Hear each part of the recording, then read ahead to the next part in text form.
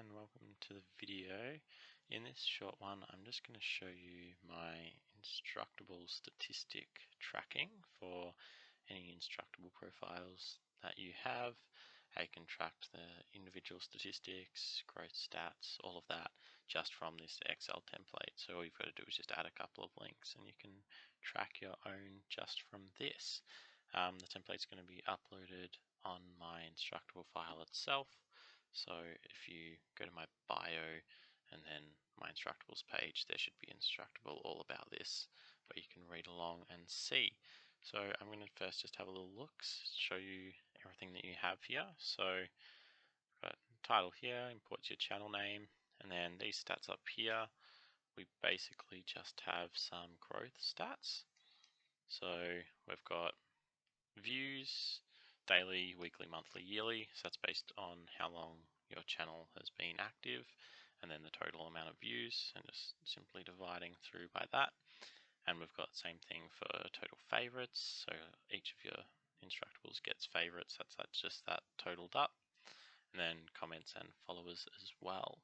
And then down here we've got total channel statistics. So this is just the sums of everything. So we've got 15,000 views, 253 favorites over all of my Instructables, and 20 followers, how many featured and published Instructables as well.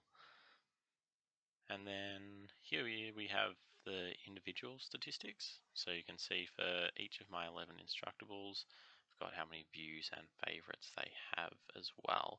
And these are in interactive tables, so you can sort largest to smallest or what you like.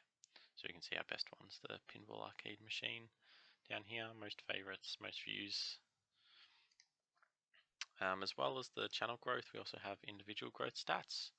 So this is similar, so it's just set up in an interactive table you can sort. So you can see our pinball machine, since it was published, it's averaged 14.5 views per day and 4 views a month. So that is everything you need to know about each of your individual Instructables.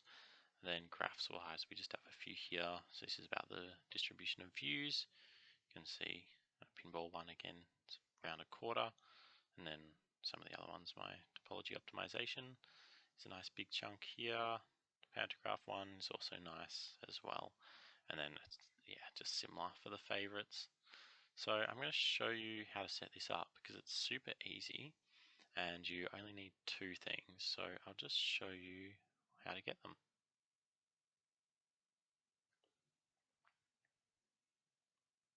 So as I mentioned, there's only two things, or two links in fact, that you even need to get this all up and running. And one of them is super simple.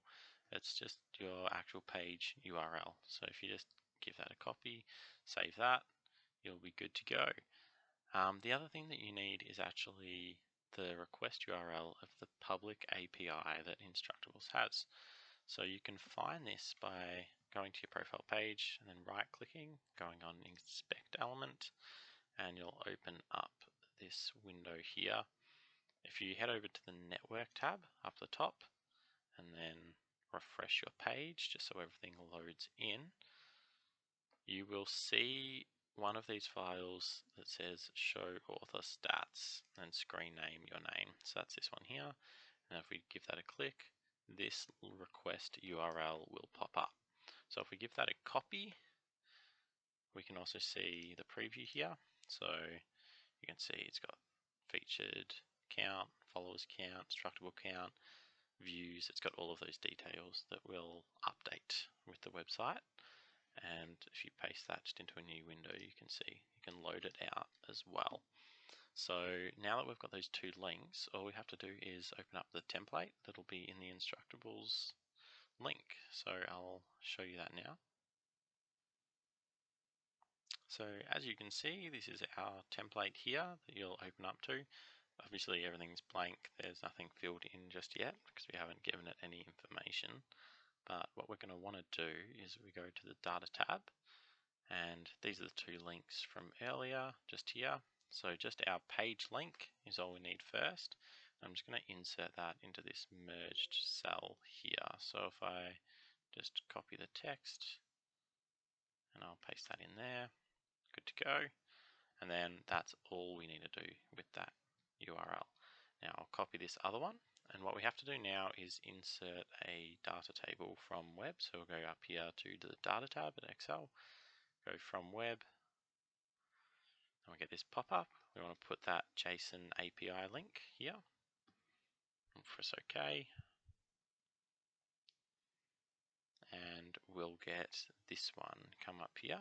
So you can see this is the table from earlier, all ready to go. So if we just convert into table, and then press close and load drop down, close and load to, because we want to load it into the existing worksheet on this little tab here, and then B5 is the square, the cell that we want to load it. So I click OK. You can see everything loads in nicely, and I'm just going to use the format brush to just make that look a little nicer, and there we go. So that's everything that we actually need to do regarding the actual import of data. The one thing that I will change is I'll go to existing connections, I'll open that connection that we just made, go to properties, and I'll just tick refresh data when opening files. So every time we open it, then we'll be good to go and it'll be the most up-to-date information.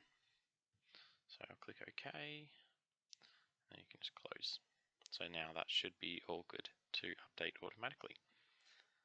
So all we've got to do now, everything has been put in, is just save this file, and the next time we open it, some magic should happen. So here's the template that I just saved. If I just click this and open it, you can see we're loading, so everything is going as it should be. And here we go, your Instructables data has been updated, age out sign. So just click OK or enter on that one. And here we go. You can see everything from before is filled out, total statistics, growth averages. We've got all of our tabulated Instructables here. And we have some graphs populated, everything that you need. And I'll just quickly show you. If we go back to the data tab here, we can see where it's loaded in the favorites. That's added them up. Got channel name, creation date, and then all of our individual statistics. So then it also, in this top box here, it'll put your channel name just for the title. And that's that. Every time you open it, all of your information will be updated just as it should be, and you'll be able to access the most up-to-date information to track your own Instructables. I'm just going to show some code now. So if you want to maybe apply this to a different website or something like that, you can see. This here is my workbook that's got all of the code in it relating to this project. So it's just saving this workbook here under the actual template. And basically all we're doing is we've got a private sub and a workshop open. So every time that we open the workbook, it's going to run. We've got this first little section here. What this is basically going to do is, this is the URL box. We're going to see if there's anything in it. If there's nothing in it, then we'll ask you to please follow the instructions. So we don't want to be trying to get information when there's no information there. But otherwise, if there's a link in there, we'll go through, we'll create an Internet Explorer object here. We won't make it visible because we don't need the pop-up window for that, that's fine. And then here we'll get the URL and make sure it's in the right format, so adding the Instructables on the end. And now we get to the interesting bit. So what's going on here is we're pulling one of the elements by class name. So somewhere in the HTML text there will be an element, it'll be class equals, and it'll have this class name here, memberstat numeral eyeball count. So what this one is in this element will be contained the number of Instructables published. So I'm taking the first element of this and I'm taking the inner text because I want what's inside this element, and that will give me the total number of Instructables. Now similarly, I'm doing this for the channel name and the channel date here, so you can see this same setup. And then favorites as well, eyeball favorites going through each of them.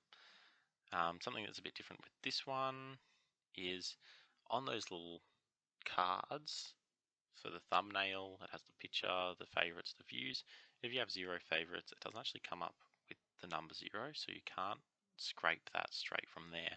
So what I've done here is if there's a space, then it's blank, there's nothing there. For the favorites section, then we'll set the favorites to 0. And if there is a space, there's something there, then we will obviously just straight off read how many favorites there are in the inner text. Now this one is also a little bit different. So this is for each of the individual Instructables. Now I'll put up on screen where this information is coming from. I've got the views, whether it's featured or not, and the date. But basically I'm going to a tab class that contains lists, where it has a list for each of these Instructables. And this is the class name of it here. And I'm then for each of these lists, I'm going through and I'm reading the outer HTML of it, because in the actual outer HTML is where the values that I want are. So I'm then splitting the array by this character 34, which is just quotation marks, because our data is wrapped in quotation marks, which is quite handy. And then we're obviously reading them in the position of the string that each of them are. So the featured was the element 1 here, then 3, 5, 15. We're done with the web scraping now, so we're going to quit that. All of this is then just formatting, calculations for our different values. And down here we've got the charts, so we're just specifying the position of the chart, and then the type of chart and everything like that, where the data is coming from in this line. And then doing the same with the other chart, obviously. Now all of this code is obviously going to be attached with the template, so if you're interested to have a look, then you can find it there. Thanks for watching along for this project, and hopefully you have a better idea of how it works now. As I said earlier, this is all on my Instructables page written up, if you'd prefer to look through that, and then obviously download the template and look through the code. So you can access that through my link in the bio, and enjoy.